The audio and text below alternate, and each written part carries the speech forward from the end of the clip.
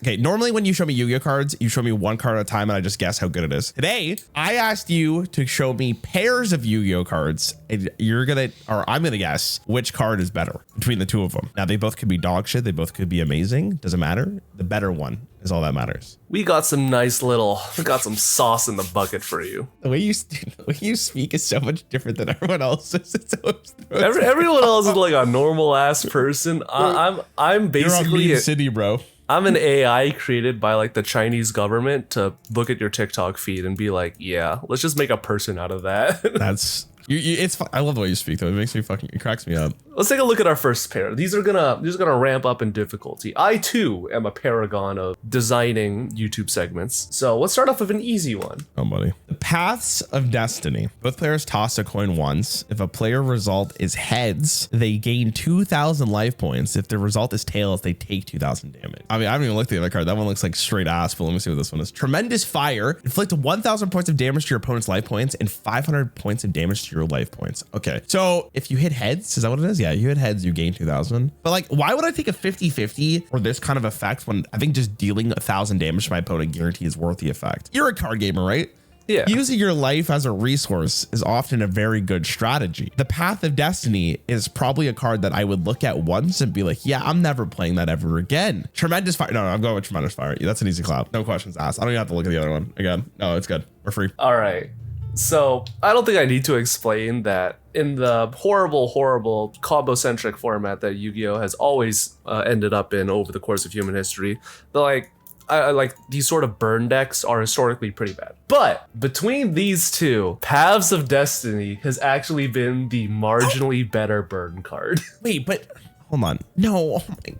Turns out 1,000 life points of damage isn't actually that much. Like, I don't like in a game where Yu-Gi-Oh has like 8,000 trillion life points, like 1,000 at a time, you're not really too satisfied with that. But 2,000 is sort of like the threshold. Am I reading this enough? Okay, if player's result is heads, they gain 2,000 life, right? So if you flip the trap, I understand where I fucked up here. But like, I feel like that's still shit.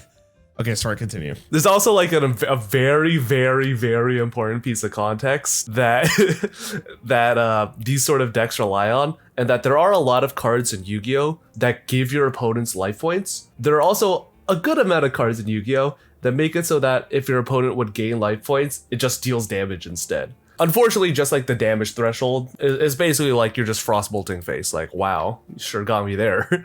Okay, Mind Control. Man, I remember these two cards. I used to collect these cards. Hell yeah. I was like, 2. Blast from the... Wait, how old are you? I'm 23. I'm 27. You were I'm so sorry for your loss. Would you like me to accompany you to the Social Security office? You're fucking old as shit, bro. Jesus. Okay. Mind Control. Target one monster your opponent controls until the end phase. Take control of that target, but it cannot declare an attack or be tributed. Snatch Steal. I owned one of these, but when I was a young lad, I couldn't tell you what any of these cards actually did. I was like, oh, that's a nice photo. Because the only card that fucking mattered was like Blue Eyes White Dragon. Take control of one of your opponent's face-up monsters. Your opponent gains 1,000 life points at the end of his/her standby phase. Oh, so they're both taking something, but one of them's till the end phase and the other one is 1,000 life points, but you get to keep the monster. Ooh. Mind Control seems like a better card if you're going to win the game, but you need to actually just deal direct damage to your opponent. Snatch Steal feels like a better card in the early game to like ramp up tempo, because Simo did a video. I don't know if he's posted it yet, but he made me do a video with him of like older GOAT format Yu-Gi-Oh, and it's felt like you were playing like one monster a turn, and I feel like Snatch Steal would be like really good in that format. So because of that context, I'm going to do Snatch Steal. Yeah, but you are 100% on the money. Like, these are both obscene. These are both like just really good effects. I don't think I need to explain why. Wow, your monster, my monster now is like a really good. It's really good. It's fucking yoinky splinky into gritty. But the fact that Snatch Steal makes it so you don't have to give the monster back, and there are certain types of monsters that you could just use against your opponent if you could keep it permanently. Like, there's some monsters that say like, oh, your opponent cannot like search their deck, like Thunder Dragon Colossus. Like, if you could just like equip a Snatch Shield to that, oh my god, that shit's mine now. Like, what are you gonna do? Holy shit. No, you can't search your deck. All right. We got 2 more very fun, very interactive cards. Summon limit. Neither player can summon more than 2 times per turn. Oh, that's a pretty crazy effect. Vanity's emptiness. Neither player can special summon monsters. If a card is sent from the deck or to the field to your graveyard, destroy that card. Huh? Does that stay on the board? Or is that for like 1 turn when you flip it? These are both, they basically will stay onto the board until they're destroyed, either by like their own effect, like with vanities, or your opponent activates like MST.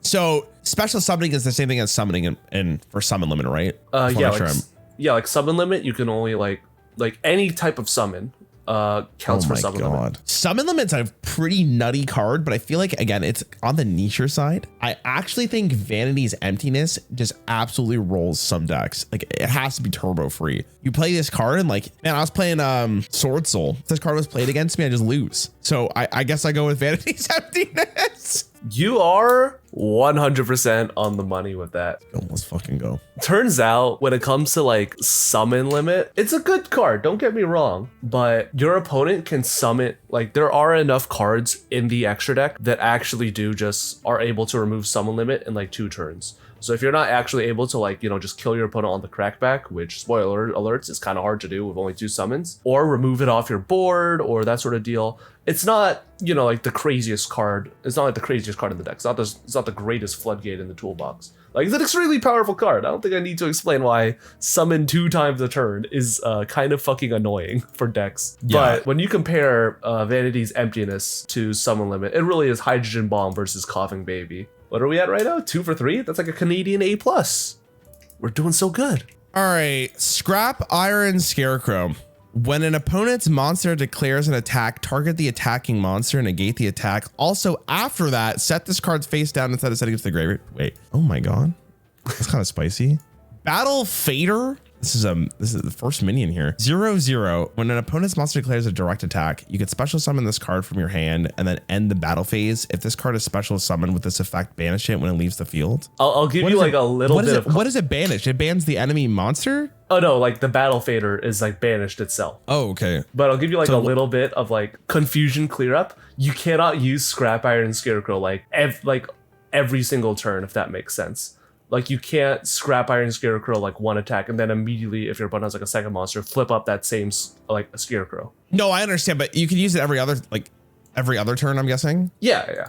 Wait, but I feel like Battle Fader is so fucking nuts. But I don't know, like stopping a battle phase versus having a card that just takes a hit every single turn, asterisk on that. I hope I'm saying that right. Feels really strong. Oh my god, this is actually insanely difficult because both of these have a good use case and they're kind of like 1-to-1, but not really. I don't know, man. I'm gonna guess Battle Fader because I feel like stopping every attack for 1 turn is much more important than like reoccurring stopping attacks. Like in a game like Yu-Gi-Oh, where like you don't have as many turns as a game of Hearthstone, like that seems much better. In Hearthstone, I think Scarecrow goes insane. But yeah, I'll go with Battle Fader.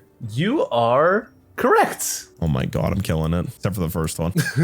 we don't talk about the first one. Turns out just like being able to like fade 1 battle step is just infinitely better than, trying to get like infinite recursive value over like Scarecrow. As well as the fact that like Scarecrow it becomes infinitely less good when your opponent can like see it coming, as well as just like, remove the card in general. Or Battle Fader, that dude just comes out. Soul Drain. Activate by paying 1,000 life points. Monsters that are banished, as well as monsters in the graveyard, cannot activate their effects. That start a chain in brackets. They have to really clarify it. Monsters that are banished, as well as monsters in the graveyard, cannot activate their effects. That's a pretty fucking good card, man. Skill Drain. Pay 1,000 life points. The effects of all face-up monsters are negated. Oh my god.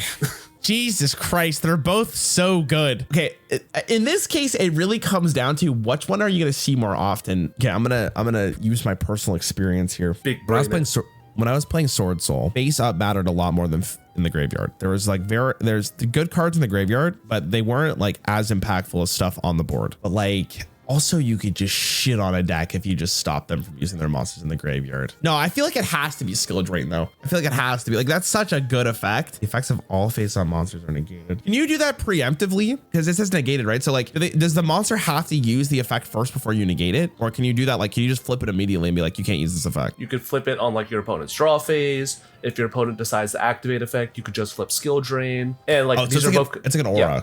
Okay. Yeah, it's exactly like an aura. Yeah, skill drain's broken. that's nuts. I feel like they're both really good though. They're both insane, but I think skill drain's is more applicable in most cases. Yeah, skill drain's the fucking gold standard of floodgates. Ace is a banned? Oh no, it's at 3 for some reason. Really? Wow. I don't know why either. Like, this card is like, every time this card has been relevant, something has been horribly wrong with the format. Isn't that just Yu-Gi-Oh? Like, just in general? I don't think if I saw this card when I was playing. I don't think I saw it once. It's like this really weird format dependent card where decks kind of have to be able to play without their monster effects. Like, if you were, like, I know you were playing Master Duel. If you remember Eldritch, like, that's a deck that could use skill drain really well because it didn't really care about its monsters effects. But for the most part, just decks that just, these sort of stun decks that try and lock you out of effects have historically not been great, or at best been, you know, very meta reliant. Like, you know, they're like anti-meta, they're meta calls. But once in a blue moon, when these cards are good, when these decks are playable, it is the most miserable format in Yu-Gi-Oh history. Fun fact, the current Yu-Gi-Oh format is in that state right now. Imperial Order, negate all spells effects on the field once per turn during the standby phase. You miss pay 700 life points. This is not optional. This card is destroyed. Wow. That's pretty good. Eradicator Epidemic Virus. Tribute 1 dark monster with 2,500 attack or more and declare 1 type of card, spell, or trap. Look at your opponent's hand, all spells and traps they control, and all cards they draw until the end of their 3rd turn after this card's activation, and destroy all cards of that type. Wait, so you play this card, you tribute a monster that has a certain amount of attack or more, and then basically spell or trap, they don't have any. They're just gone. Essentially, yeah. You just look at their hand, you see 5 spells in there, you tell them to put that shit into the graveyard because they are destroyed now. And it lasts for 3 turns. Do you get to look at their hand first and then say spell or trap, or do you have to go like, I pick spell and then you look at their hand? You pick first and then you look at their hand. Imperial Order seems better than that. Paying 700 life points for that. Because like Imperial Order is almost the same concept, except for you just pay 700 life points for indefinite amount of time. And that seems fucking disgusting comparatively to the other one. The other one's really cute. Like, it's like, haha, gift idiot, but Order's probably broken. You are absolutely right. Yeah, Imperial Order is miles and miles ahead of like Eradicator. Like Imperial Order. Fun fact. I am showing you the nerfed version of Imperial Order. Before, the life point paying was optional. What the fuck? The idea. Damn. The idea is you would just like flip Imperial Order. You would just pay life points until you wanted to use spells on your own side. You would just send it and then you would just start slinging spells. It was the most silly shit of all time. Then it got banned and then it got brought back to 1 copy where you had like where the mandatory life points, you had to pay 700 every turn. You couldn't just turn it off, whatever. And then that card got banned again. So, I actually know what Impermanence is, my guy. He's done it. I don't even have to. I'll read it for the boys. I'll look at Impermanence first. Impermanence is target 1 face-up monster your opponent controls, negate its effects until the end of the turn. Then, if this card was set before activation, it is on the field at resolution for the rest of this turn. All other spells/trap effects in this column are negated. If you control no cards, you can activate this card from your hand. Probably in the deck I was running, top 5 card. Card was fucking goated. So what is the effect here? Effect Vealer. Vealer? Vealer. Hello, waiter. 1 fried veal, please.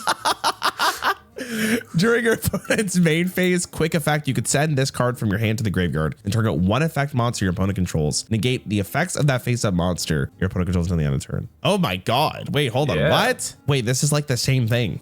Which one's cooler? Wait, what? The problem with Impermanence is if you don't have it set already and you do control a monster, you can't play it. Or this one you can. With the effect guy, you can. Wow, I don't know. This is actually insane. Because I was gonna go Impermanence was nuts, but this might be a better card. But I don't know. Impermanence was nuts. I'd be surprised. I wouldn't be surprised if Impermanence was a better card. I'm gonna tell you a little bit of a story. I love stories. When I was a wee little boy and I first got into Yu-Gi-Oh, there was a nice little set called Flames of Destruction, and that was the first set where Infinite Impermanence was released. And a lot of people were telling me, you don't really need Imperm. You could just play Effect Veiler, because it's basically just the same card, right? I mean, they both negate monster effects. Effect Veiler, you can use twice on the same chain. You can't use like double Imperm because one of them's going to be on the field. Anyways, Infinite Impermanence came out, and on release it was $130. How much was Effect?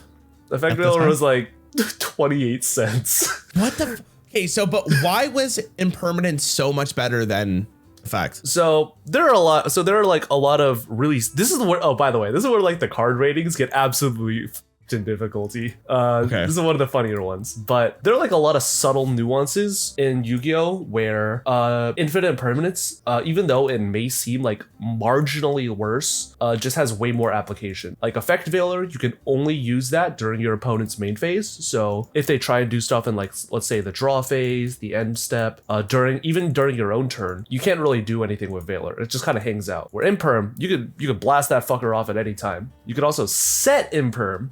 Like obviously we're not using Veiler for his massive fucking muscles, but Imperm, you could set it, you could, maybe block off a column. That sort of stuff is pretty relevant, especially when you consider how Yu-Gi-Oh moves at fucking light speed. Just like nuking a column at like the right time if someone plays into it while they're not paying attention. It's basically lights out. Speaking of cards that basically do the same fucking thing. Oh my god. Okay. Evenly matched at the end of the battle phase. If your opponent controls more cards than you do, you can make your opponent banish cards from their field face down so they control the same number of cards as you do. If you control no cards, you could activate this card from your hand. Lightning Storm. You control no face-up cards. Activate one of these effects. Destroy all attack position monsters in your opponent controls. Destroy all spells and traps your opponent controls. You can only activate one Lightning Storm per turn. Oh my god. Yeah, but I don't know, man. Like Lightning Storm seems so much better. But I guess Lightning Storm, can you activate Lightning Storm on your opponent's turn? You can't, right? Like you just have to. Oh my god, that's so difficult. There's a chance that like evenly match is not very good though. I mean, that's actually not true at all. It's probably always good. I don't know. Oh my god. What happened to Mr. Diamond in Master Duel? I thought you were the GOAT of Sword Soul. Yeah, but dude, these are so like these are so close, but they're so different at the same time. I'd rather just be able to do it at the start of my turn rather than waiting for the battle phase. And I feel like most of the time that's going to be more impactful than waiting for the battle phase because that lets me set up the turn and then go from there. Yeah, I think Lightning Storm is better. As close as it is between these two cards, you are correct. Lightning Storm just squeaks it out over evenly matched. Let's go. Huge. Evenly matched does have like marginally better applications when it comes to like certain types of boards. Like some types of boards are able to just like resist destruction and like evenly matched because it banishes, it's just like really nice in that regards. But it requires a lot to go right where like you draw it in your opening 6 when you're going second. And as well as the fact that you give up a battle phase, which isn't, is pretty relevant. All right. Cross out designator. Declare one card name. Banish one of that declared card from your main deck. And if you do, negate its effects as well as the activated effect and effects on the field of cards with the same name. Wait, what? With the same original name until the end of this turn? Use case of this. Your opponent plays Max C. You then play this card to pick your own Max C so their Max C doesn't work. Yep. That's what I'm... Okay. Called by the Grave. Hey, I used this card in Master Duel. Target one monster I mean, it was pretty good as well. Both of these cards are broken.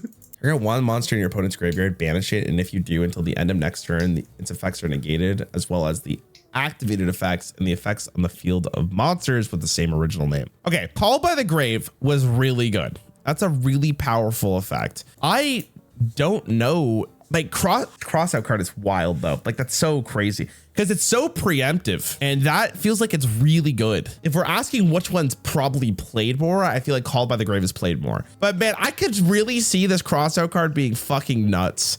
I'll tell you right now, you could use cross out and like response to your opponent's stuff. And it could be for it could be for any card. And I mean any card. Oh, but yeah, you're right. Crossout has so many more use cases than Call by the Grave. Call by the Grave is like a good card though. I don't know. My God.